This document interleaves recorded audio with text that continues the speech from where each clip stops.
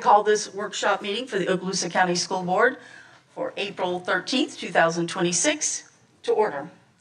Do want to say, particularly give me a little grace this morning. We have a new software system. I think our employees know that. And so I may be fumbling around just a little bit, getting used to it, but we'll make it through. So thank you for your consideration. Okay, so tonight we'll have the call to order. And then we'll go to approval of the agenda. We do have a change in our agenda. We are postponing the recognition of the Fort Walton Beach High School cheer team for their 2026 FHSAA 1A Game Day State Champions. We're excited to have them, but we're going to delay that to another meeting. So that will be taken off our agenda. All right. Okay, moving on down to section 3, recognitions. Oh, sorry, that was 3. I'm sorry. We'll take that off. Go to 4, administrative personnel appointments. 4.1, appointment of Director 1, Human Resources, recommended by the superintendent for approval. Madam Chair, if you don't mind. Certainly. This is just and I know this board knows, but this is just a reminder. And when you look at this position here, this was a position that came before you back in December.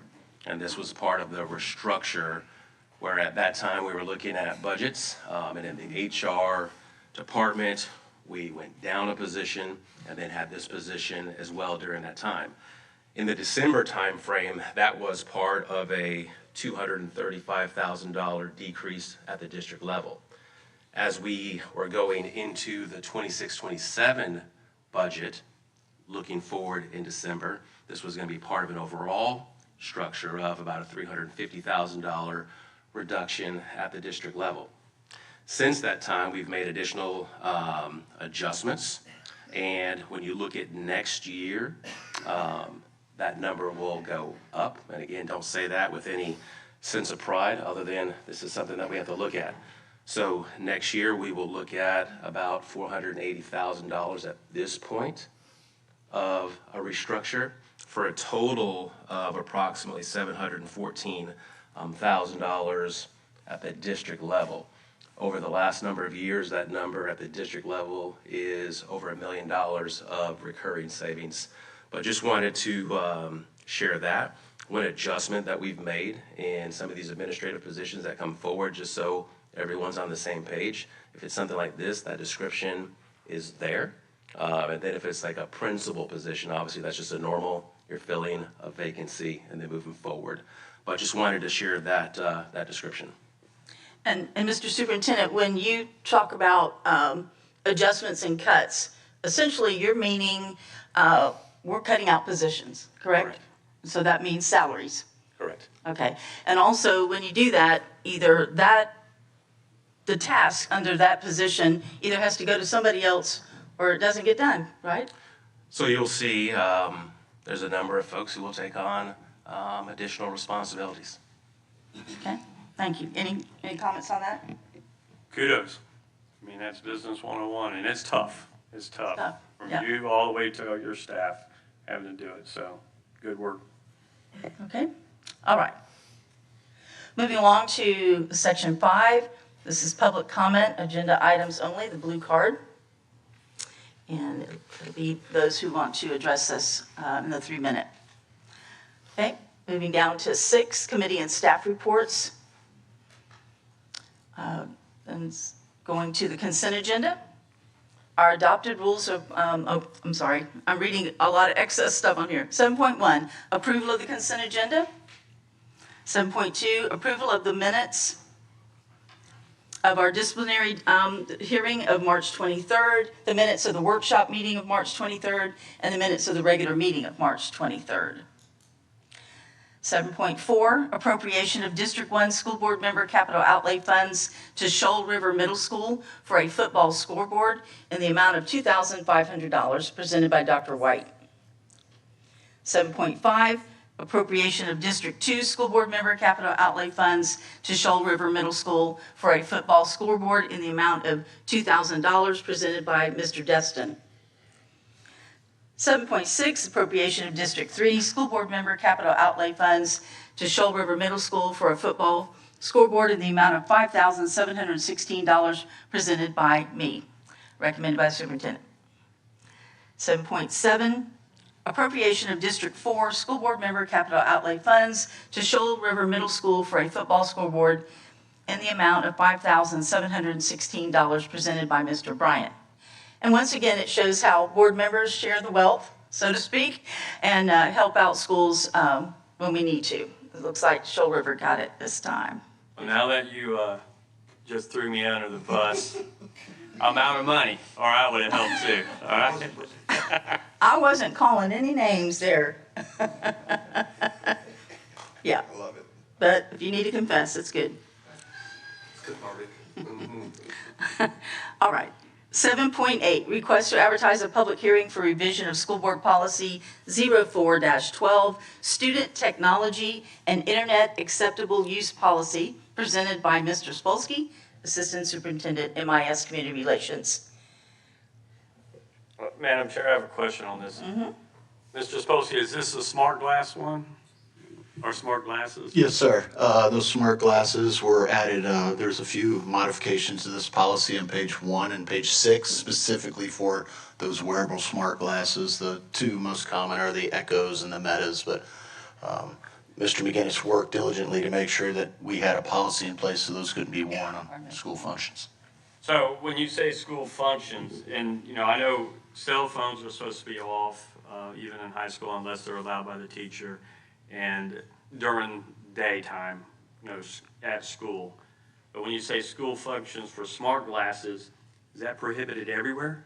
On school property is my understanding. So if you go to a baseball game or a football game or a basketball game, no, they can't have smart glasses. Yes, sir. And I'll let Mr. McGinnis give you the legal opinion on that. But remember, on our property, we don't want people recording or capturing any videos or images or pictures without consent of those. Yes, sir, that's the reason that this change will say you can't have them at any of our functions on any of our property. At any time. Correct. Okay. And so they can't pull their cell phone out and record either. They're not supposed to, sir, without the consent specifically of images of students' faces. Yes, sir. Okay. I just wanted clarification on that. Yes, sir. Thanks. Anybody else on that? Okay. All right, moving on to 7.9, budget amendment number 6, fiscal year 25-26, presented by Ms. Perry, Chief Financial Officer, and recommended by the superintendent. All right, moving on down to 7.10, monthly financial statement for February 2026, presented by Ms. Perry. 7.11, invoices to be approved for payment, presented by Ms. Perry. Madam Chair, Yes. Ms. Perry, does Playground Daily, or Playground Music, they just don't do POs? Is that the issue? I saw a huge list of it. Ms. Perry, come forward.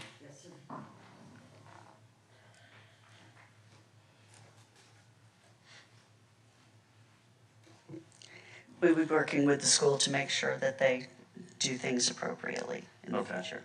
Has that been an issue in the past? Not so much. I think it just depends. Sometimes you have somebody new in there and they get confused about the process, but we make sure that they'll understand. Okay, thank you. All right, 7.12, school donations, presented by Ms. Perry. You going to give us an update? I'll do that tonight. Okay, thank you. Look forward to it.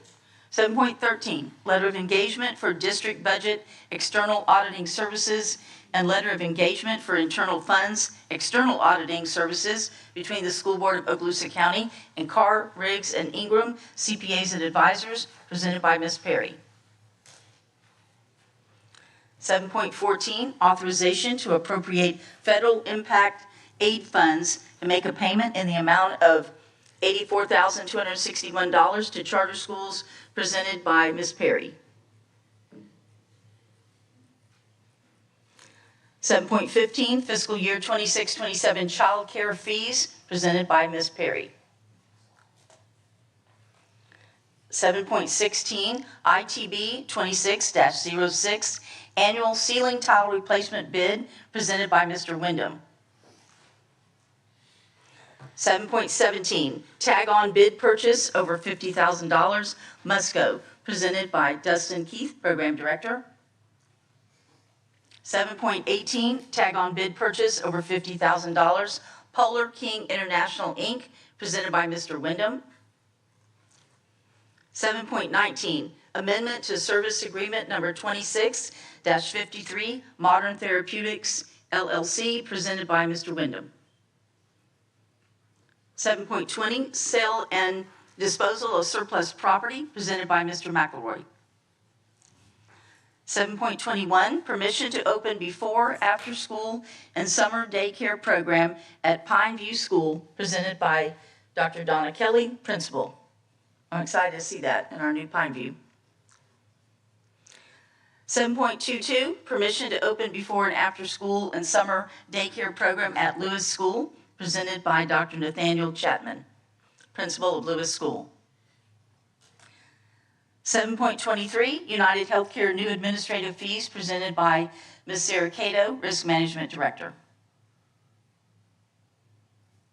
7.24, school food services exemption from the Willie Ann Glenn Act, WAG, requirements for the USDA for the Summer Food Service Program, SFPSP, in 2026, presented by Mr. Anderson. 7.25, Community Education Summer Driver Education Program, presented by Mr. Humphrey. 7.26, Cooperative Agreement between the School Board of Okaloosa County, Florida, and Avid Center Products and Services, presented by Rebecca Heald, Specialist Student Services. 7.27, Memorandum of Understanding between Space Florida and the School Board of Okaloosa County, Florida, presented by Mr. Spolsky.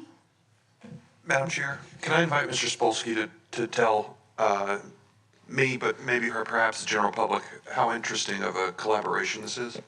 Yes, sir. Mr. Destin, Superintendent Chambers and myself are very excited about this opportunity. In fact, Nathan Sparks, who is our EDC leader, he's very excited as well. I spoke to him this morning and let him know that we were moving forward with this MOU tonight, pending our meeting. But I don't really need to say it, but I will because it's very exciting. The news was saturated by the Artemis II.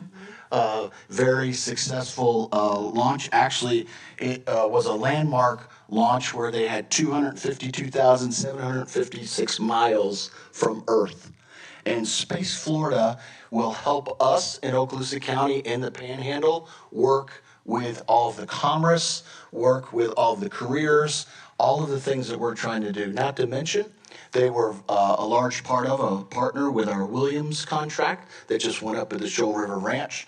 And it really is a non-profit. It manages Cape Canaveral. Some of us remember that as Kennedy Space Center down there in Titusville, and they manage a lot of the stuff that goes on there.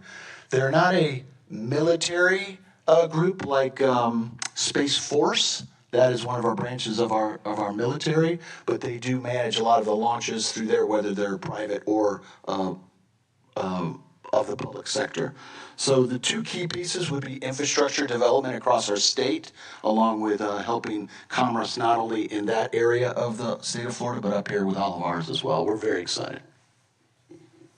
Thank you, Mr. Spolsky. Thanks. And I would just add on, when you look at the Kennedy Space Center down there, and you look at all the land that's around that area, if you go back many, many years ago, and then you come forward to where we are today, so many private industry organizations are now being a part of that program, and an instrumental part of that program.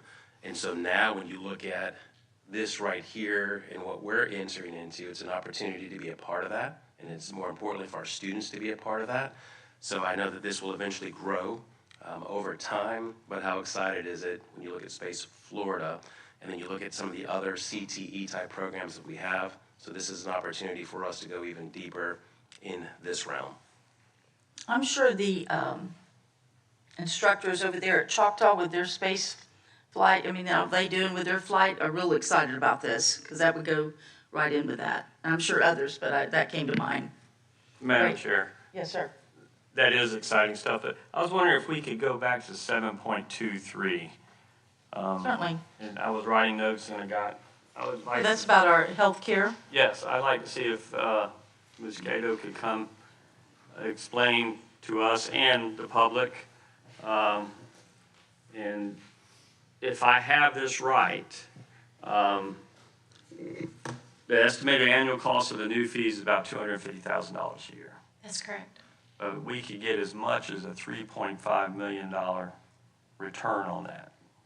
Yes, and medical and pharmacy rebates. So what was happening before this Appropriations Act took place, the UHC was actually getting those. And we were getting about 80% of the pharmaceutical rebates, but there wasn't anything that said we could get the medical rebates. But now, because of that Appropriations Act, self-funded plans can get the full medical rebates and the pharmacy rebates.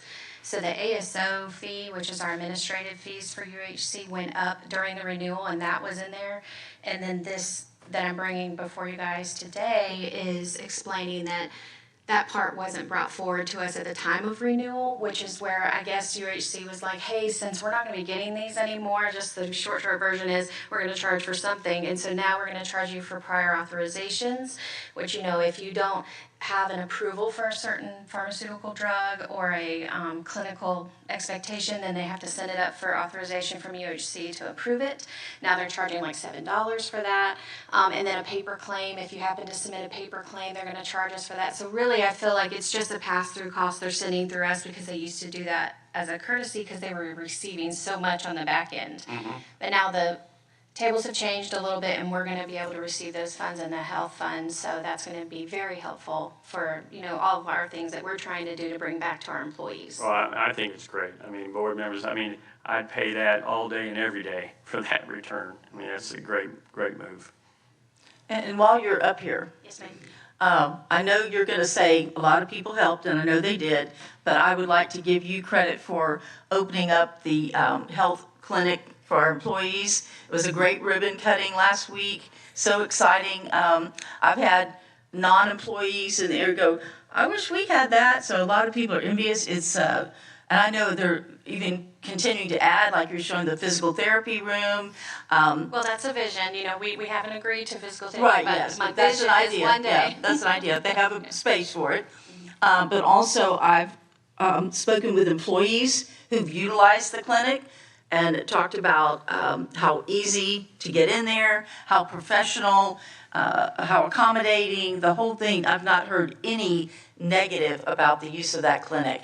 What an asset to our district, to our employees. I'm just excited.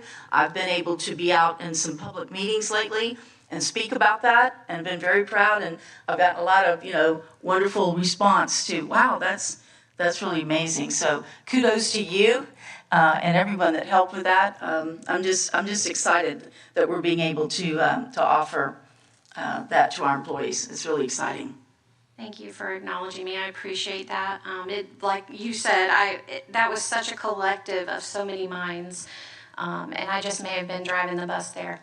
So. But I do want to put a little shameless plug in for our open house for the clinic on the 25th. So I sent an email out that said save the date. Yes. And we're going to have an actual invitation go out probably around the 15th. And then our union is sponsoring the food there for us for that. Great. So it's amazing. That's so kind. And then we're going to have some yard games and have hopefully the employees bring their families out and do some tours of the clinic, maybe some giveaways. So it'll be a fun day. Yeah. April 25th. So. Great. Yes, it's wonderful. Thank you. Anybody else? Okay. Thank you. Thank you. All right. So we're going to move back down. We were talking about the space program, right? Yes. Okay. All right. So we're moving on to section 8. Superintendent's Human Resources Recommendation. 8.1, Employees on Administrative Leave, presented by Ms. Maxey. 8.2, Deferred Retirement Option Program, presented by Ms. Maxey. 8.3, Out of Field Report for the 25-26 school year, presented by Ms. Sharon Duran. 8.4, Waiver of the OCEA Master Contract requested by the Okaloosa STEM Academy to waive the daily planning period requirement for the 26-27 school year, presented by Kim Nighthill Taylor, Principal. 8.5, waiver of the OCA master contract requested by Okaloosa Technical College to adjust the standard work week for the 26-27 school year, presented by Mr. John Williams, Director. 8.6, employment separations, presented by Ms. Maxey. 8.7, personnel recommendations, presented by Ms. Maxey. 8.8, employee transfers, presented by Ms. Maxey. 8.9, employee suspension, presented by Ms. Maxey. And 8.10, leave without pay, presented by Ms. Maxey.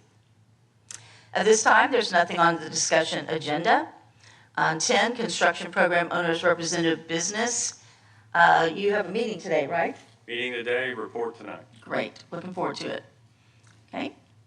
Moving on to 11, Mr. Attorney, you have any business for us? No report this morning. Thank you, sir.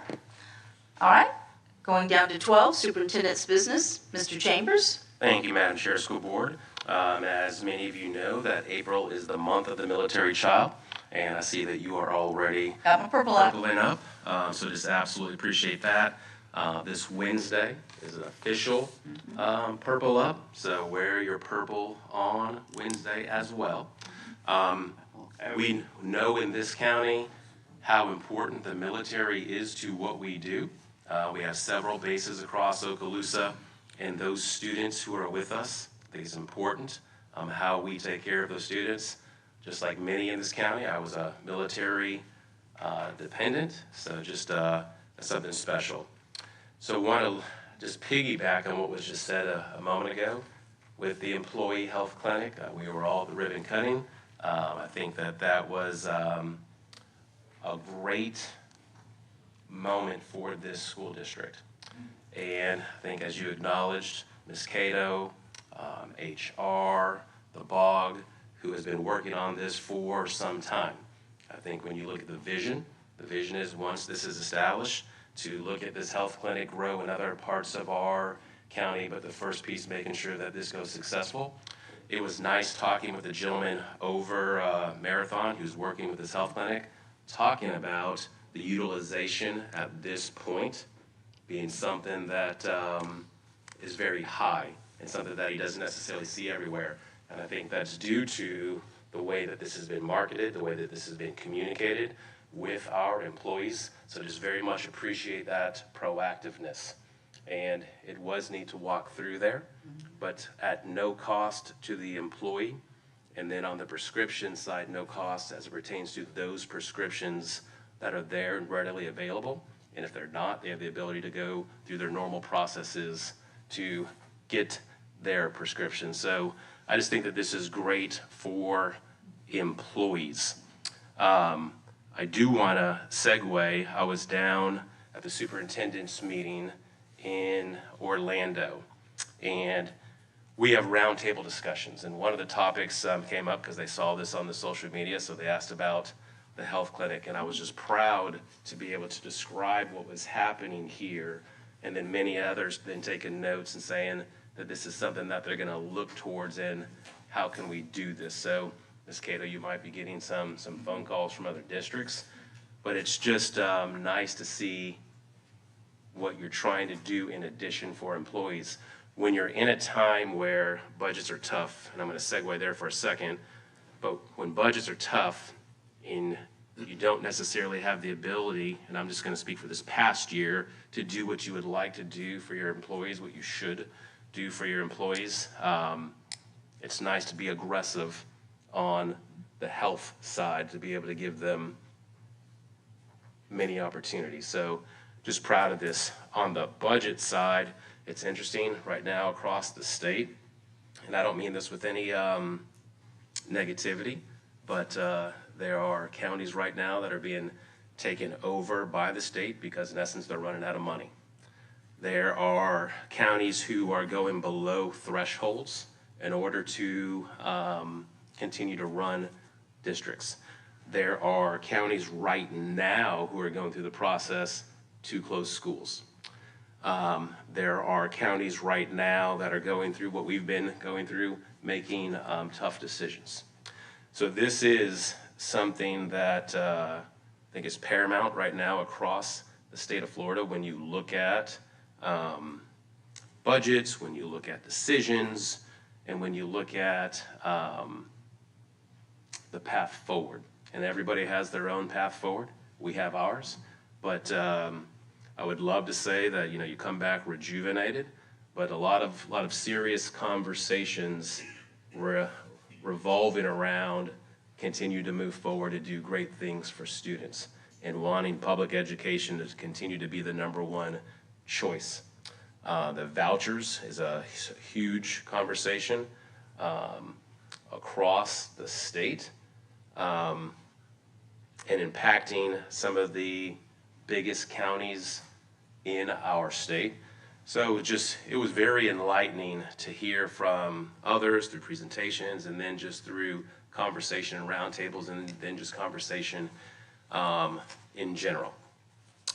Shifting gears, we are starting our student roundtable discussion, so very excited about that. So we'll be at Fort Walton, we'll be at Niceville High School, and I appreciate where you as the board are with me at those conversations. We've been doing this for several years.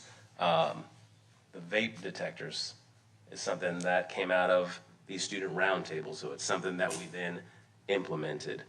So just very much appreciate these conversations.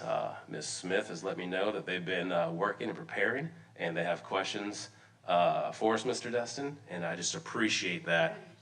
And she said, is there anything that you need to know about? I said, no, ma'am. I said, you all just do what you do, and we will show up, and this is that opportunity. And then I want to get to the South Zone and the North Zone. So as you know, at the North, we have a school that's being built. And with that, we did some rezoning. In the South, as you know, we closed 2 schools and we have rezoned.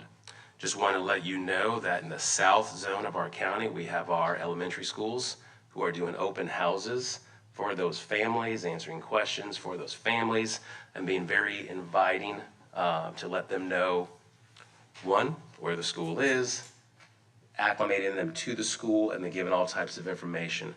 So I wanted to say that, but I wanted Mr. Spolsky to come up and just for this board to share with you all that's still occurring to make this go as smoothly as possible. Thank you, Superintendent Chambers, Board. I give Ms. Tasha there a minute to pull up the presentation.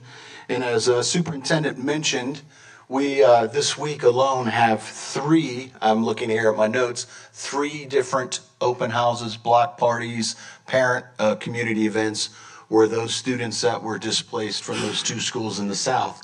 So they've already had a few events, really all through the rest of April, and then even into May, they will continue to do reach out to make sure that our families and our students are taken care of. So the 3 I marked here, Kenwood has an event this week, Edwins, Wright have events this week, and then Kenwood's doing a follow-up just for kindergartners as well. So I say all that because too much is not too much.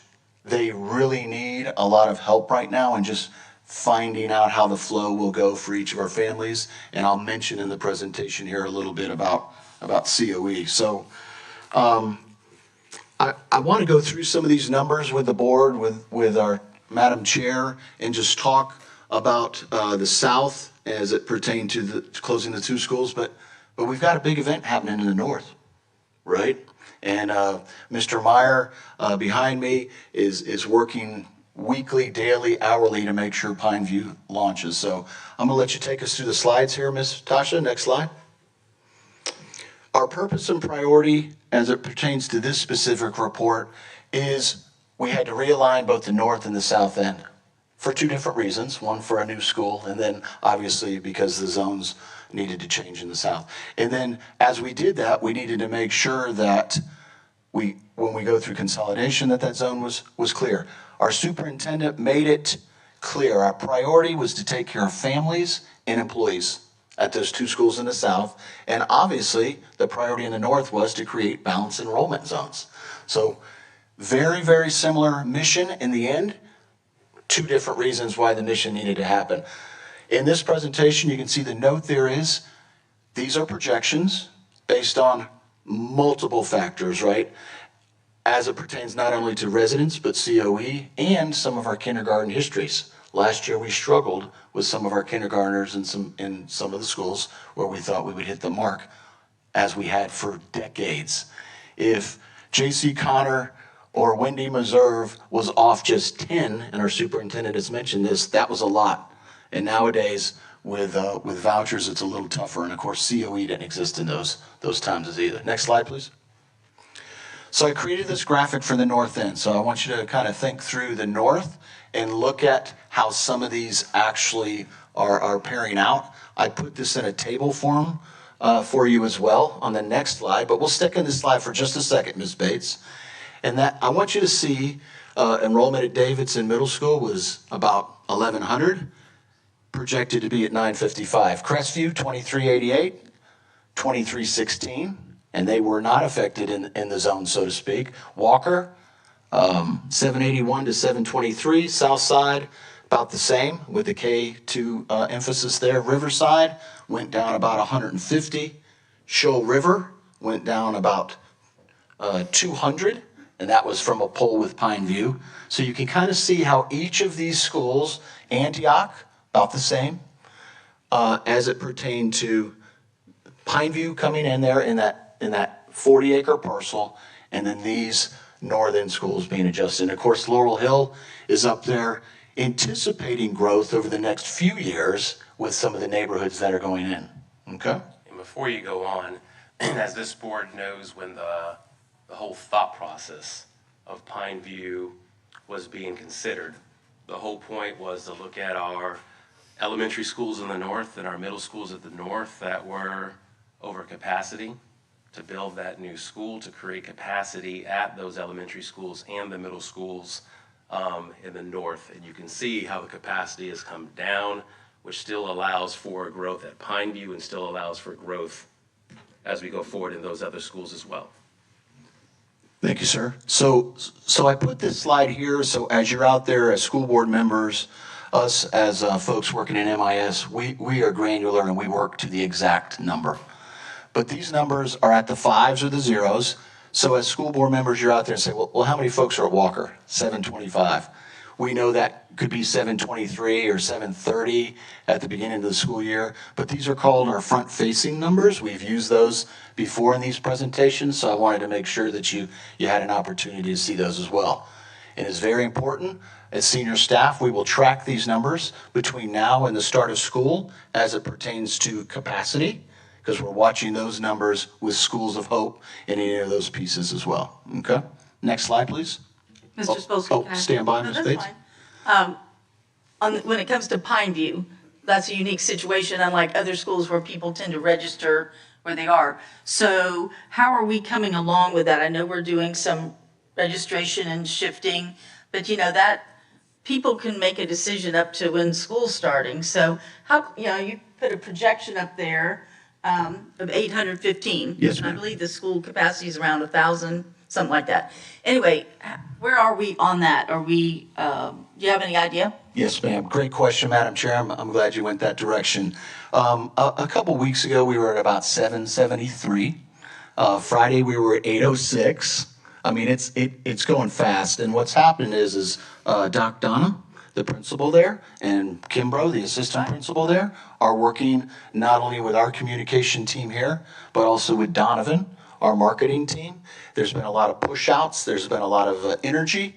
And that number at 815 probably has the most deviation of all of them, because we know in June and July, there will be a lot of decisions made at the kitchen tables by those families. The capacity of that school, Mr. Meyer will tell you, is at 1,200. Oh, 1,200, okay. I would feel very comfortable if we started the first year at 850 or 900 until those neighborhoods start to expand out there and it gets launched. It's a little tougher because they can't do an open house, so to speak, or have an event on campus, but the amount of growth just happened in the last few weeks we're very excited about. Well, it sounds like if you're trying to get 850, Yes, ma'am. considering this is mid-April, Have that next week. yeah, I was gonna say. Yes, ma'am. And even though they haven't been able to have people on the campus, you're right, they've been showing different sections of it. of the, different things they have there and brought that, and that's helping people to get a vision of what's going on. Well, and when Mr. Meyer flies his drone up there and takes Right. these multi-million-dollar views, that helps too. Yes. Switch to the South Zone for me, Ms. Bates. This one, we've been really watching because of capacity. Remember, these schools are designed much smaller than the new Pineview, okay? Many of these schools in the South obviously were placed over time and over decades as those neighborhoods flourished. And so I wanted you to see, I left Liza Jackson on there, even though they're not one of our schools, because it has such a large impact in terms of the South. It's important for us to keep that always in mind as folks out here who are supporting our public schools. We want to make sure that we're targeting Florosa, Edwards, Elliott Point, Destin, all of those. And Destin really wasn't affected by the rezone or the consolidation of the two schools. However, it's important because they're going through a large change with the fifth grade, right, moving back to them. So Destin Elementary's K-4 enrollment right now is 874, and they're going to go up into 980 at least. Could be closer to 1,000 by the time we get to the year. So Florosa took the lion's share of Mary Esther. They moved west. Of course, Edwards took a few from 470 to 535. Elliott Point and Wright. We're watching them very closely from the operations view because we have to ensure that we have enough space for all of these changes and transitions to work smoothly for not only our families, but also our principals and our employees. We've got to circle them with all the resources. Next slide, please. This is a table. I honed in just on the elementaries here so you could really kind of see those front-facing numbers. Those are rounded to 5s and 0s. And these are good numbers to start out with right now for projections for these schools. So Edwards, I had a chance to meet with Wright, Shalimar, Elliott Point, Kenwood, and Florosa have all had their allocation meetings for this year where we sat down and talked about the budget that Ms. Perry has projected and how that ties into teachers because there's just a lot of students moving around in the South. So any questions so far on that? I have a question about Shalimar. I would have thought that would have been larger with the Longwood coming over. Why is that? I mean, am I wrong? No, you're not at all. We figured they would wash. If you looked at the last slide, they were right at the 500 mark. Mm-hmm. If we go back one, Ms. Bates. The other way. Thank you, ma'am. You can see they were about 500, 516 at the beginning of the school year this year, and now they're going to projected to be at about 470. Now, what we did with Shalimar, because we know it is a very desirable school, is we'll use COE, our controlled open enrollment, to open all of those grades that have room, and work with Ms. Clue if she needs more allocation. But we just don't have a lot of students or families that moved from that Paquito, that Longwood area. It's a let's just say an older neighborhood in some of those pockets, and they don't have as many school-age children that would come over there in that zone. But what is the enrollment right now of Longwood approximately? 504, let's see, at the beginning of the year, if you look, I didn't put that one on there because of the 26, it was 504 at the beginning of the year. So they're zoned to go where again, remind me? Well, they're going to go Kenwood, Shalimar, all the way down to Wright, That's right. depending on where they live. Yes, ma'am. Those three things. Good And question. the old Longwood zone did contain a certain Yeah. chunk, maybe more than half, which was outside of what we would traditionally call Shalimar, right? Yeah. So it Yes. makes sense that it would go to something a little bit closer than Shalimar Elementary.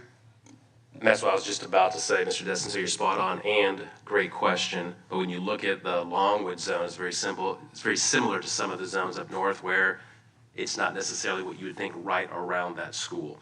So Longwood zone is up towards the golf course and then other areas. So on the transportation side, being more efficient with transportation, it makes more sense for those students to then, for example, funnel to Kenwood.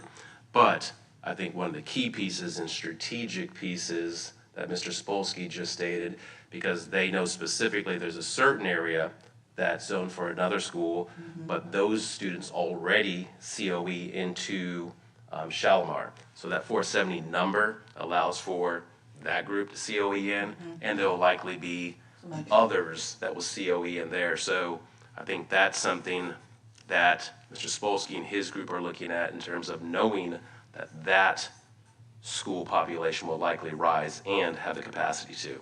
Because looking at, back to the list, do we have the list? Yeah, okay, thank you. Wow, Wright and Elliott Point, that's a lot of students. Yes, ma'am. In an elementary. And Wright, I know, is a Title I school. Is Elliott Point? They have They all both of are? ours at the south Okay, end. that's right. And that brings on some particular needs, okay?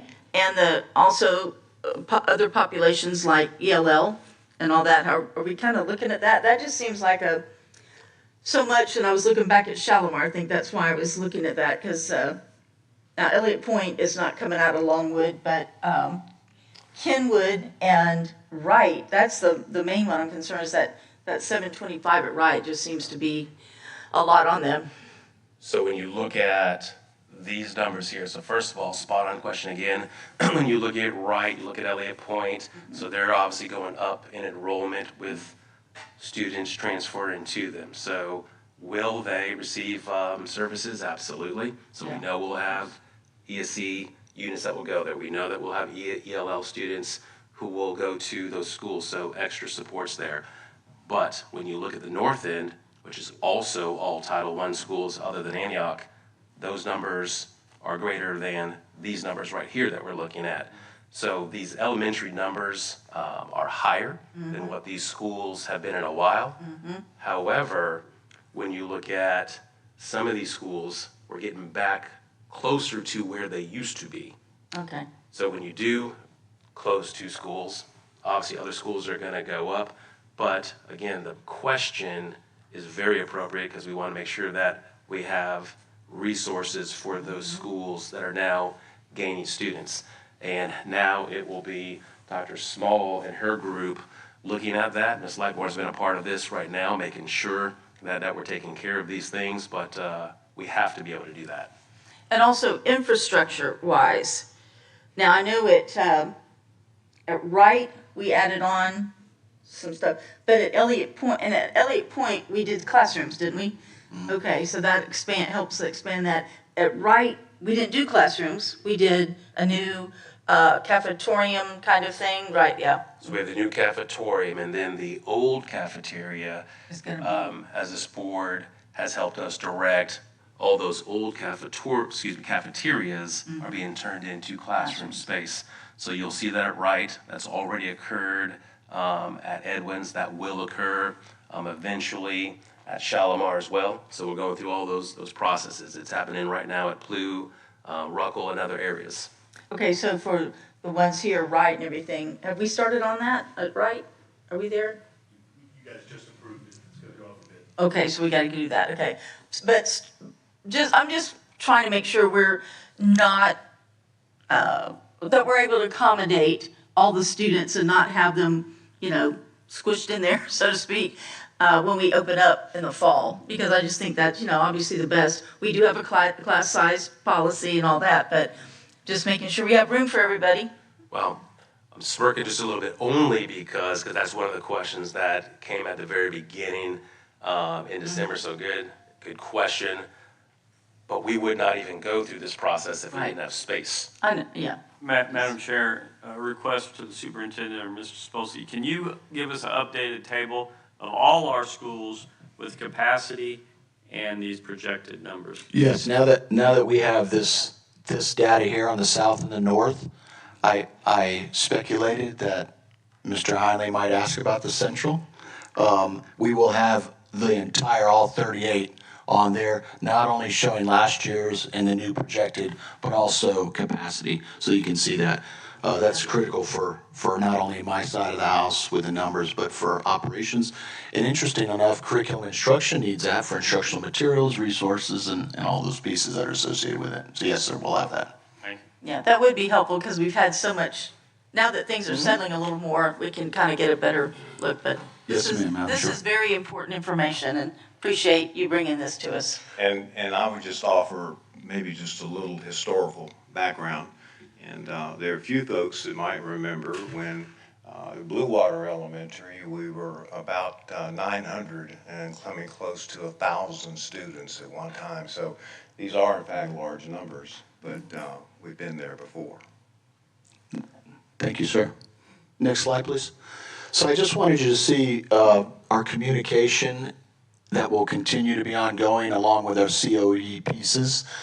Clear communication, as I said, with our families and our employees, all of our stakeholders, is a priority that comes from the top down with us. And I pause for effect on that because that's a big piece, is clearing all this process, but also communicating through the process. Obviously, our school website hosts not only a COE and a zoning page, but has these presentations available for. And go back one slide there for me, Ms. Bates. And then our Human Resources Department needs also to be recognized because their staff, Ms. Maxey herself, went out to those schools to ensure that those questions could be addressed. The schools in the South that were going through consolidation, those principals sent out letters inviting them to all the events we mentioned at the beginning of this presentation, made phone calls in the North. I know the North made phone calls to all of their lists that were going to Pineview and some of the other middle schools that were affected by that. I found that out during our work last week with allocations. And then I do want to remind our public that we are open for business. Our COE window opened April 1st and will continue, next slide, Ms. Bates, 10 days into the next school year. So on the COE page, it lists all of the schools and the available seats that each school and each grade level has. And just as a friendly reminder, when they're on COE, then parents obviously are responsible for transporting. All right, just for the public who might be just tuning in, please go over briefly what COE is meaning. I know what it means, but someone might not. Absolutely, Madam Chair. So it's controlled open enrollment, which says is statute supported that I, as a student, could attend any school as long as my parents could get me to that county and they have capacity. So those are the two key pieces that are associated with controlled open enrollment. We watch it because some of our schools will be chosen by parents for a multitude of reasons. Some are logistics. If they work on base, a lot of our schools that are near the bases, whether it be Hurlburt, whether it be up 7 Special Forces, or whether it be at Eglin, some of those schools that are right in those vicinities have more COEs. Some schools that have certain daycare before school or after school have more COEs. Also with school start times. Some of them have to get to work at a certain time. So it's interesting when you're looking at all those variables, how the COE process folds out.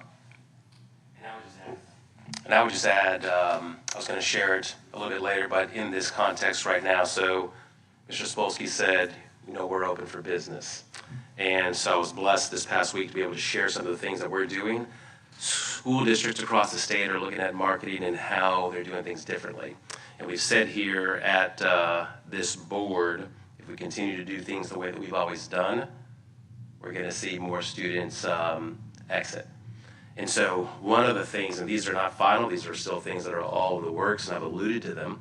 So kindergarten in life, what is kindergarten going to look like next year? It's going to look differently. Looking at recess even more, looking at playtime, looking at what does even the structure of classrooms look like. All of them won't necessarily be completely rebranded, but looking at how we look at citizenship, how we look at different parts of things such as bullying, how we look at those type of pieces in terms of like a homeroom type situation. looking at intramurals at the elementary level through PE, looking at the Presidential Fitness Award again, and taking some of these also up through some homeroom programs into secondary as well, but elementary being a big piece of what we're looking at. Looking at a gifted and talented program to occur routinely at the school level, but then also to where we would then transport students to a more creative type of a gifted and talented program as well. There'll be a lot more to come on that. There's very exciting possibilities of what we're going to be doing in that realm. But continuing to look at things differently of what we're currently doing while still making sure that we provide a high quality education for our students. But the fact remains, and I said it down south last week, if families are looking for something, we still have to have the integrity of what we do for public education, but at the same token, we have to be able to meet people where they are. Any questions? Next slide, Bates. Any questions for me on this report? I will get that grid for you, Mr. Hiley. I think it will be beneficial for all of us at senior staff and all of our members. So. Great report. Thank you, Mr. Spolsky. All right. And for this board, again, you have contributed a lot of your dollars to technology. And the last update we gave was towards the very beginning of the school year. And just wanted this board to see where we are now as it pertains to technology in the classrooms.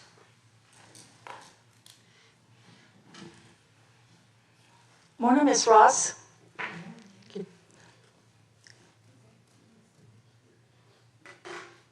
Good morning, ma'am. Good morning, Mr. Superintendent, School Board. I'm very appreciative of the opportunity. Is that me squelching? Okay. Appreciative of the opportunity to speak with you this morning on technology in the classroom. And this is exciting for me because I get to speak to you about something that is at my heart for students, and that is instruction. I know you expected me to say technology, but it is a means. It is a tool.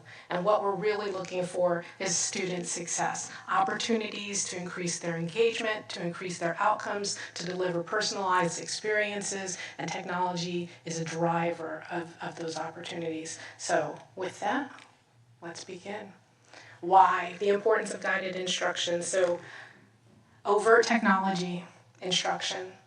Not allowing that passive moment where students just have tech in their hands and really no measure of where they're going with it, but understanding that there's a progression from K-5 to 6-8 and 9-12, what we want to see them accomplishing, the look-fors, the outcomes we want to have happen in those classrooms so that eventually we have embedded skills which transfer into the world of work.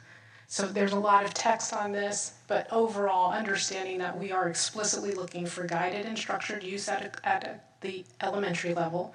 We're looking for collaborative, expansive opportunities that students are acknowledging that they're metacognitive, they're thinking about in that middle school environment, and then that 9-12 environment really targeting the advances that they're capable of making. Also, we look towards digital citizenship and their understanding of their responsibilities, their opportunities, but all of the accountability that goes along with having those assets at their disposal. The what and the how. So a little bit of the why, but moving to the what and the how. Differentiated devices, it's not as important as the plus. The plus is the importance, that student-focused instructional strategy that our instructional practitioners, our experts in the classrooms are delivering to them. The research-based professional learning that's provided to those instructional leads and strong classroom implementation which is consistent, it's delivered in a way which is accessible, and it takes into account all of the different students that we encounter. We've spoken about devices as the how or the what. So we have a variety. We have our iPads, our Clear Touch panels, our Chromebooks, the Prism VM goggles. We're going to be utilizing many of these devices during the assessment timeframe. So we know that that's not just something that we look at this time of year, but they've been utilizing those devices throughout the year in order to anticipate how they'll need to respond in a real world environment. And then we move to some of the most outstanding parts, the impact. So Mrs. Yaz, she's a teacher at Northwood Elementary, and she is quoted as saying technology enhances our instructional practice, enhances our instructional practice, increasing that student's engagement. That young lady is just whipping that word. Whipping that word. Bigger than she is. Yeah, it's longer than she is, toe to top, right? Supporting differentiated learning and providing those targeted opportunities for skill development, not taking that one moment, but extending that moment, replicating that moment, increasing those moments, and fostering student success. Student focus. One of those pillars, student focused. Student-teacher experiences, we see them engaged. We see our instructional leads in the classroom untethered, having the opportunity to move between. We see that it's teacher-guided, it's student-directed. We see choice. We see students who are selecting to utilize those modern innovations. We see students who are selecting text because of what they gain from those experiences. We hear student voice. Haven in elementary, we can do math and reading on the smartboard. We can, that ownership, we can do. And it shows the steps so we can understand better. When we take our practice tests online, it tells us right away if we got something wrong so we can fix it. Well, that's the voice of an empowered student. That's what I hear. That immediate feedback. If we know where we're going with instruction, immediate intensive intervention and that feedback, it provides that foundation, a platform for future student success. Aiden Elementary, technology helps me read and do math because it can explain things in different ways and give me more practice when I need it. So a strong instructor in that classroom who empowers a student to not only use ways of looking at their content. There are many ways of responding to that content, and the goal is to practice and fix. Practice and fix. Scaffolded support. And then collaboration. Braden at middle school. Technology helps us work together because we can share our ideas and comments, and the teacher gives feedback. It makes it easier to work together, not just work by ourselves. What we hear in commentary is that technology is an isolating force. But this student recognizes that it is collaborative when put into the hands of a skilled practitioner. We have our iPad pilots continuing. We see students working in those writer revision cycles, getting very deep. You see the marked up text, student agency. We see it facilitating immediate feedback in that 6 through 8 environment. We see teachers understanding the ability to enhance their instruction, provide different pathways, and we're helping them redesign that instruction in that grade K-5 environment at PLU. And where are our students going? Increased collaboration, the voice we heard, redefining personalized outcomes, and the products that the students create, not products that we're offering, but the products that children are bringing forward. And that student choice and scaffolded support for their learning. We understand scaffolding, gradual release, the I do of the instructor, the we do of that classroom environment, that shared social environment, and the you do, that success that you own, and that's that transference. Let's talk about our PL. Technology integration training over the last 2 years has had innumerable resource supports for our teachers. Sponsored trainings, embedded PLC opportunities, department meetings at that grade level, content area, outstanding trainings offered after school, individual teacher consultations, and then more than 400 teachers trained in after school Saturday and summer PL, with research-based PL offered to them to extend their knowledge and capacity to deliver in the classroom. What we're looking forward to is ongoing measurement. We've got PM3 coming, where students have an opportunity to demonstrate how much they have learned this year. We're looking at those achievement indicators. We're looking to maintain balance and student choice. We're looking for guided and independent use, what we facilitate, and then what students provide back. We are looking for those opportunities to continue to provide differentiated support for varied learner needs, ELL students, text-to-speech opportunities, supporting whole group and individualized instruction. Once again, the focus is on the student, and we have a lot of look-fors. And it comes back to our why.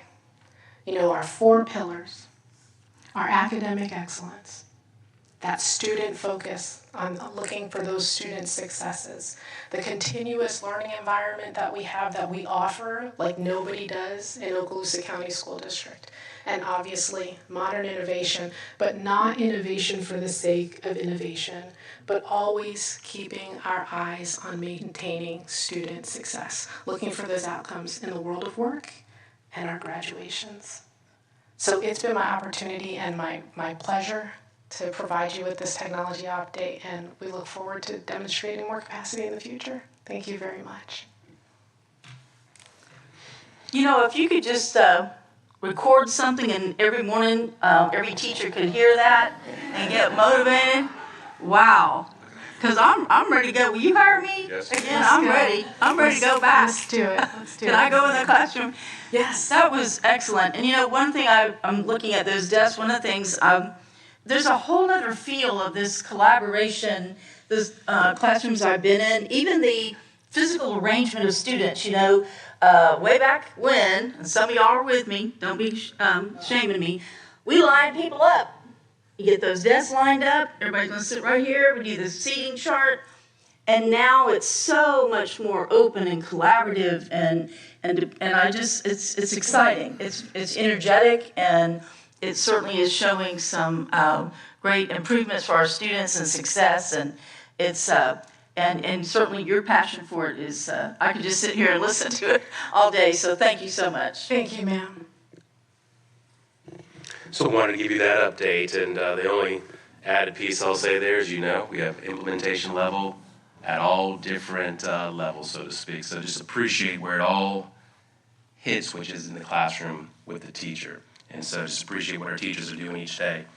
We are in a very busy time of the year, and assessments are something that's a part of where we are here in the state of Florida, and obviously here in Okaloosa. And I just wanted the board to understand, which I know you do, where we are in this assessment timeline. So Dr. Small, if you come forward.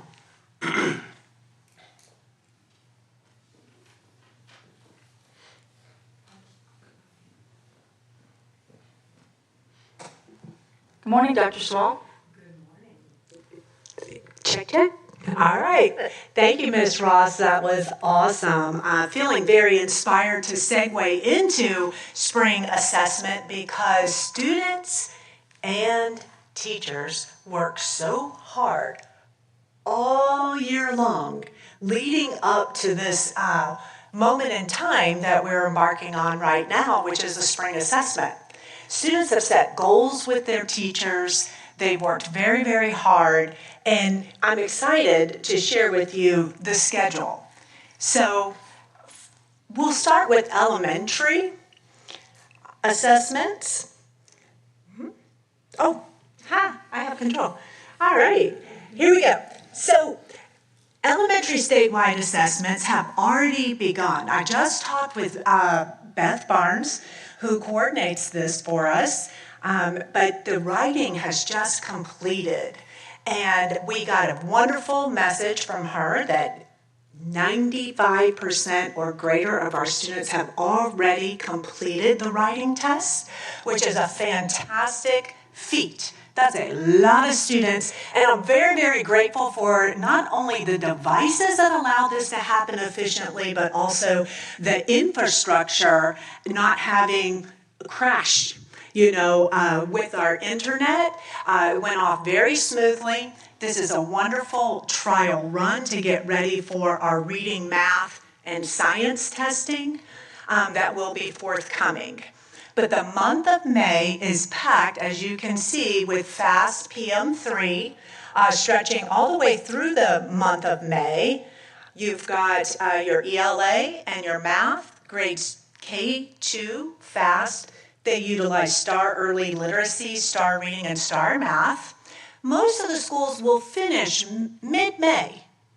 So we can see immediate results in those environments. We have science, grade 5 in elementary will be testing. Most of those will be done by May 22nd. And then in July, we do have a schedule for summer school students. Secondary statewide assessment follows in mirrors very similar to our elementary, with writing being concluded already. FAST PM3 for grades 3 through 10, reading and math, are coming up. We have most of the schools again finishing by May 15th. Science in grade 8 will be measured.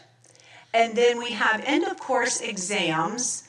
About halfway, a little further down, you will see the list of end of course exams that will be administered. And then in July, our grade 10 reading retake and EOCs.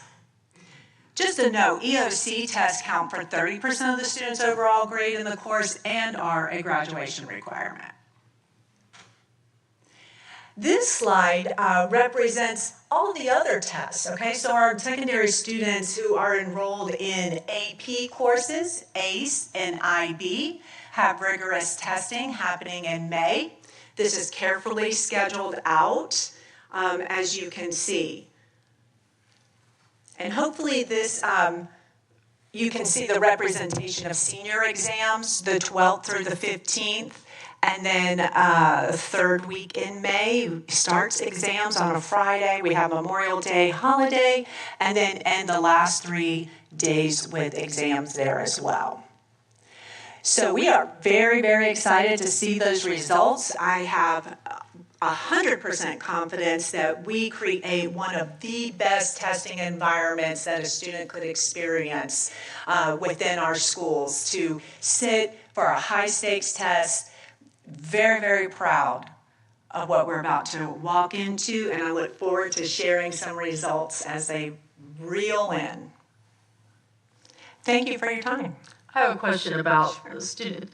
Are all the exams on a device? Nothing's paper and pencil anymore, right? Unless there's a special accommodation. Even our youngest? Yes. Okay. Yes. So again, Mr. White, you always do a great job doing the historical perspective. I so appreciate that. And I can remember when we first started talking about devices. And long time ago, that was the driving force. We need some devices just to administer a test. The tables have turned. This is a small spoke of how we utilize our fleet. Ms. Evanchik, even in pre-K, the students who take those assessments live on the iPad. Amazing. Yeah. Yes, ma'am. All right, thank you. Thank you, Board Superintendent. So just wanted you to see that, in essence, starting in the middle of April and even some sooner through the end of the school year, it's testing season. So a lot is going on there. And then the last piece just wanted to share for some highlights of the career fair. Thank you, sir. We had our Fort Walton Beach Viking voyage. I knew our board member, Mr. Zestin, was out there. We had a lot of participation from our 108 vendors that were there engaging, collaborating, having conversations with the students. I saw Mr. Jowers and I saw Steve Riggs there from Carr Riggs and Ingram. It's interesting to watch them really talk to the students about what are some potential pathways for them in the future. I know Culver's was there and hired 3 students on the spot. That was interesting. So there's some students there that were actually looking for summer work. There were some students there that were engaging with our colleges and universities. And then there were some students there that were looking at what are some post-secondary opportunities that they could lean towards based on their passion. So well done to Principal Smith and to Dr. Dugan for putting this event on. It takes a lot of work to get that many folks organized, not only to support the fair, but also to get the vendors out there. And of course, our foundation that Ms. Vanchek and I serve on, we try to support them with everything we can as it pertains to supplies, consumables, and refreshments for the vendors. So, well-planned event. And I just want to add, and we say it, we don't do everything perfectly as a school district, but this is one of the things that we have done well. If you go back a number of years, it was one event, and we had vendors come together, we had students come together, and then it grew from there. And now we still have that event, but now it is also transferred to the north end and to schools such as Fort Walton and to schools such as Elliott Point Elementary, who's now doing this as well. So just really appreciate what our schools, what the foundation is doing. When you look at those in the workforce who are there, those in the military who are there, and also hiring on the spot or having opportunities for the summer or even employment after high school, just absolutely fantastic. So just appreciate what is occurring. Again, busy time of the year, and I'm very thankful for our teachers and support professionals and our administrators, because there's a lot on them as we come to a conclusion of the school year and a lot still to be done. That's all I have, Madam Chair. Okay, thank you. All right, let's move on to section 13, board members' announcements and requests for information. Before we each do our time, look at 13.1, which tonight we have to do an appointment to the Okaloosa County Value Adjustment Board that we sit on, and this board, we must have one of us available for them to meet. Currently, I am the representative and have been, and would say I'd be glad to continue that unless somebody particularly wants it. And Mr. Destin, you have been my alternate. Happy to continue. Okay, so we'll vote on that tonight. Okay. Also, on 13.2, we need designation of school board members to serve as the advocacy representative and alternate for the Florida School Boards Association Advocacy Committee. And I believe that Mr. Bryant currently serves as that. He's not here this morning to say, and Mr. Destin, you're the alternate on that. So we will see if the two of you want to continue that or if we want to make a change. So be prepared for that tonight. Okay? All right, let's talk about any comments or questions any of you have.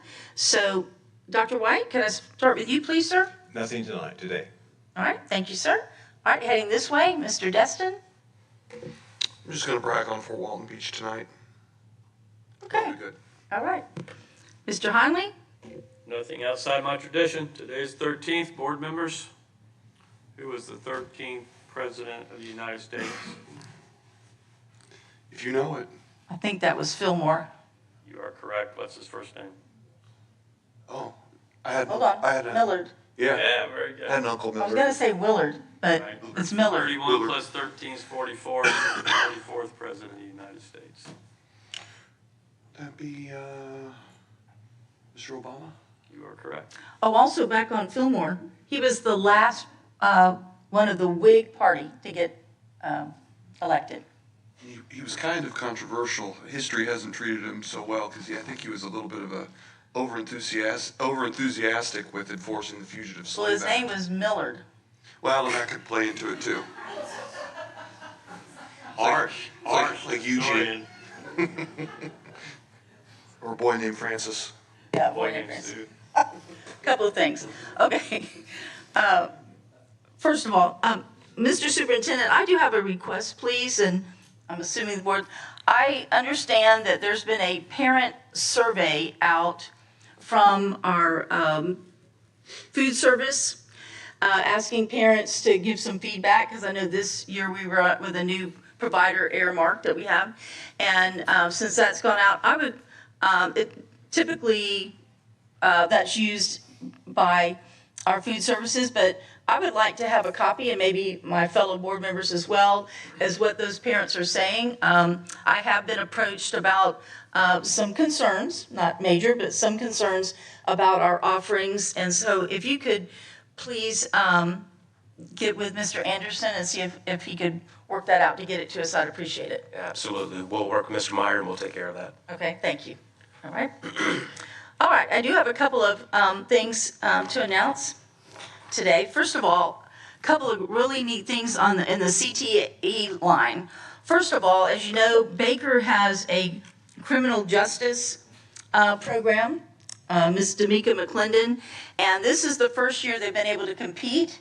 So they went down to state this weekend, and it's so exciting to see that the first time out of, they have over 400 students across the state in this competition. And Baker came back with winning trophies in incident report writing, also in evidence packaging. These are the things they have to do. It's so exciting. They give them a scene, they have to go in through it, taking latent fingerprints off different things, room clearing after an incident, and then a teamwork. And so these Baker students, some are even just sophomores, are coming back with trophies for winning at state in this program. And Ms. McClendon is just beside herself, so excited. So congratulations to her and to that program up there. It's only going to grow. In addition to that, recently 15 members, students, passed their 911 dispatch certification. That is awesome. That means they are readily employable in doing that, and we need those dispatchers. That's so important. So I am so excited about that program. And there's more. A couple weekends ago, there was up at a farm in Holt. I went up there on a beautiful Saturday day to see the debut of the new Baker tractor. And it is a beauty. And it's for their agri-science program. Ms. Winkery up there is so excited about it. Their FFA students brought it. They didn't bring it out, but it was there, and we took pictures with the tractor. It was great. And this is going to help their program. We're working on getting them a greenhouse, right, Mr. Meyer? A Baker greenhouse? It's coming, yes. And, Baker already has a fabulous culinary program. So I see where the agri-science students can plant the crops, get those in, give it to the culinary, they can cook it. This is real world great stuff. CTE is it's just so exciting to see this. So very excited about that. Then a couple other things for in the sports world. The Baker's boys weightlifting teams dominated District 1, winning that in both areas of competition, the traditional and the Olympic. And this is the 8th consecutive district championship for these students in boys weightlifting. And at Baker, they just find a way to become champions. That's what they do. Meanwhile, over on track and field, student Will Sloan, he is a javelin thrower, okay? And he is right now ranked number 1 in Class 1A and number 5 overall, the whole state in javelin. And his personal best is 188 feet and 10 inches. Can you do that? Okay. All right. And here's a fact for you guys. Do you know who originally set the national high school record for javelin? A very famous football player. Here in Florida? No, in the national. Oh. Terry Bradshaw. He threw it 244 feet and 11 inches. Wow. That's amazing, isn't it? So I'm very excited about that. And so his name is Will Sloan. He's on his way to, of course, being a state champion. We'll hope so. And then over at Florosa this Thursday, I get to go over there because their music drama department, headed up by Ms. Terez, who is one of our Teacher of the Year finalists, they're going to be presenting a musical with 4th and 5th graders called Finding Nemo Jr. And I can't wait to see what they come up with. I've seen their performances. It's amazing what she gets out of these young students. So it's that fun time of year where there's a lot of presentations and getting to see, talking about all the things we prepare for, get to see those students and how they've come. It's just exciting. So good things going on. And Ms. Evangelik, do you mind if I add one quick thing? Certainly. The Okaloosa academic team Yes. for all of our county, which is comprised of our high schools, charter school, a private school, Team Okaloosa coming together. They won for the state of Florida, so just could not be more proud. We'll have them before this board, so there'll be more to come on that. I just wanted to share that as well. That's exciting. And I have some more things about the foundation I'll say for tonight in the interest of time. So good things. All right. Anything else, board members? Okay, so we go down, and then we have public comment, number 14. For the general public comments, yellow card. And that's it. Anything else? Anybody else have any staff? Over here, Mr. Strong, you got anything? You're just grinning at me. Ms. Appleberg, anything this morning? All right, thank you very much. We are adjourned.